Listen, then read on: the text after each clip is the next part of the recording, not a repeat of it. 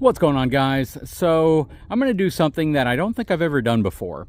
I'm going to actually read some of the comments that were left on the initial video where our new 2024 Forest River Surveyor Legend actually arrived here and we took possession of it.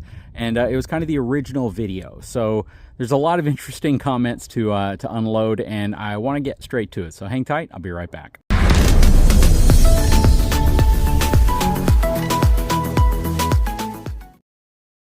Okay, so first and foremost, I did get this at a ridiculously good price from the folks over at Forest River Surveyor as a collaboration unit. This is a 240 BHL, and this is not a new floor plan from them. They've had this floor plan for a while now. They have several new floor plans, and I elected to get this one because we cared more about the size of the trailer and the interior space for us versus just trying to show off the latest and greatest floor plan. Now, they gave us an option to buy any of the floor plans, whether it would be a Surveyor Legend or a Grand Surveyor, which is the slightly higher version of this in terms of amenities and features. But we chose this one, and this is by far not the largest or even close to the most expensive Surveyor that you can get. So I just wanted to get that out of the way really quickly. Now I want to get to the comments because, again, I always get some really interesting comments. I know there's some folks out there who leave negative comments, and they're valid negative comments sometimes. Sometimes I talk too much. Sometimes I talk more than the guest I have on my channel, and I need to work on that. You know, I'm only human, and it's a YouTube channel, and I'm not claiming to be, you know, some professional actor. A lot of folks said great choice on the Surveyor. You know, I did a poll a while back and I talked about different travel trailers in this size and weight just to kind of feel out what you all thought would be a good review unit. And, you know, I had several different brands on there and not a lot of people picked Surveyor. So it was actually really interesting for me to work with Surveyor because, you know, as many people know about the product because it's a very popular travel trailer brand, not a lot of people know a heck of a lot about it from a social media perspective. So I wanted to definitely bring something to the table that wasn't the typical brands that every single person, every single YouTuber collaborates with. So that's one of the reasons why I thought it was a good idea to work with the folks over at Surveyor. Let me find some critical ones.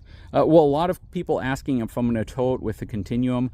By the time you've seen this, I either have towed it with the Continuum or I plan on towing it with the Continuum. But the Continuum's currently on there, and we've shot a couple videos installing it as well as towing with it. Again, I don't know if you'll see this before those videos go live, but you might. Some people are asking if I've downsized from a fifth wheel to a bumper pole. No, our fifth wheel's right there, right beside our bumper pole. So we have really both towing scenarios when it comes to RVing. We have a mild to relatively lightweight travel trailer, and we have a large, relatively heavy, middleweight, heavy fifth wheel. So again, we have just about the perfect combination for towing with different types of vehicles. Now here's a comment that I thought was really important to read. This is from 86 Rust Bucket. Thanks for the overview. Would be really eye-opening to see you buy one off the dealer's lot, just like a regular consumer would. Reason being, for an overview as delivered quality and dealership experience for the sale and service of the unit. The floor plan layout and features are things that any RV review, especially manufacturer dealer review, can provide, but an unbiased actual owner experience from start to finish that would be really enlightening for many to see, especially those that want to get into RVing for the first time. I've been shopping around for the past few years for a new RV. In this case, this would be our fourth, so not so new to us. The one thing that stands out as we've been touring units is the delivered build quality differences between manufacturers. I don't think you will have these on your new RV since it's a collaboration between you and the manufacturer. I can only imagine that the team at the manufacturing facility, along with customer service and PR teams at Forest River, probably put this unit through a few extra PDIs for you as a result. Your experience is going to be very different than the average consumer that walks off the street into a dealer to buy the same model. Please don't take my comments the wrong way, just an opinion and maybe an opportunity for future video series from one of your subscribers. Keep up the awesome content. Love the videos. Now, I replied to this comment, but I think this is actually one that I really want to take a second reply to. So a lot of folks are going to say, you're probably not going to have any issues, any quality related issues, nothing with this Surveyor because the folks over at Surveyor built it for you, they delivered it to you, and it didn't have to go to a dealership. And that it probably got a few extra PDIs at the Forest River facility before it left.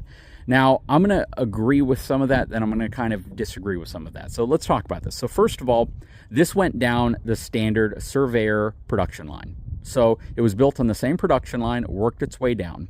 When it left, well, besides the fact of getting one additional air conditioning, which they simply spec'd in before it went down that production line, when it left, it probably did go to the Forest River PDI facility to test everything out. Test the water, test the lines, test the electrical, all of that stuff, right?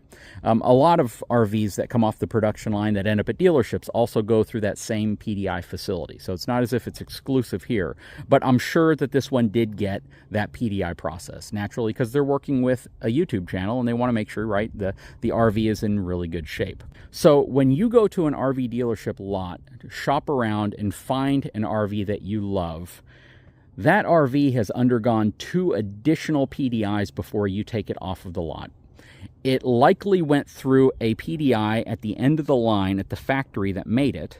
So whenever it gets to the end, there's a crew that goes through, cleans it up. They got little dust wands. They go through with tape. They mark everything. And that's not even the PDI facility. That's just the quality control facility at the end of the line.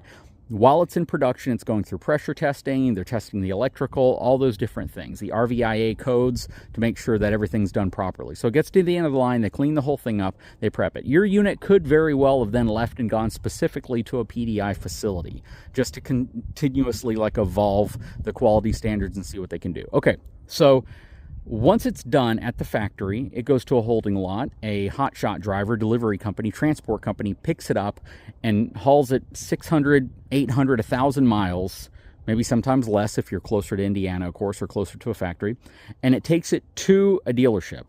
Once it arrives at that dealership, they do a walkthrough of the unit, just to see if anything was damaged en route, right? The transportation company, if they took some really crazy route to get there, and they identify little issues right there. But usually the RV is going to end up at a dealership. It's then going to go into a delivery PDI. So it's going to get there, and then the dealership is going to PDI the unit. They're going to clean it up. They're going to vacuum it out. They're going to check for any issues, check for any damage, because they want it to present well on their lot. They don't want you walking into a unit. Well, hopefully they don't want you walking into a unit that's falling apart. I'm not going to say that doesn't happen, but most of your reputable dealerships are going to go through a cleaning process. I see it all the time. When I'm at a dealership lot just touring them, I see the new units when they arrive. I see them pulled up next to the service building, and I see the cleaning crews going in, getting them all cleaned up, vacuuming them out, cleaning the windows, cleaning the front cap, all of that stuff, polishing the tires in some cases. And I can't even get on it until they're done with that process in most cases. Anyway, so that's that PDI. It ends up on the dealership lot. And depending on how long it's there, it could even go through some more cleanings. And there's some dealerships that I've been through where they have a little marker on the window when the cleaning crew comes through once a month to come and just clean the units out. Well, once you see the unit, you decide to buy that unit, and you go through the process of buying it. They're going to pull that unit around, typically. I'm not saying, again, all dealerships do this, but most of them do, and they should if they don't. They're going to pull it around, and they're going to do another PDI on the unit. They're going to check for things. They're going to have a list of things you may have identified. They're going to go through the unit again. Now, the point of all of this, of course, is to fix any problems that may have occurred from the point it was built at the factory, or to where problems may have been overlooked possibly at the factory, and this is all brands, to the point it was drugged down the highway by a hotshot driver to get it to where your dealership is. So again, you have the PDI, you have the end of the line inspection, the possible PDI up in Indiana or wherever it was built, and then you have the cleanup where they clean the unit up, and then it gets drugged down interstates, highways, back roads to get to your dealership. The dealership does a PDI when it gets there, and then another PDI before you buy the unit.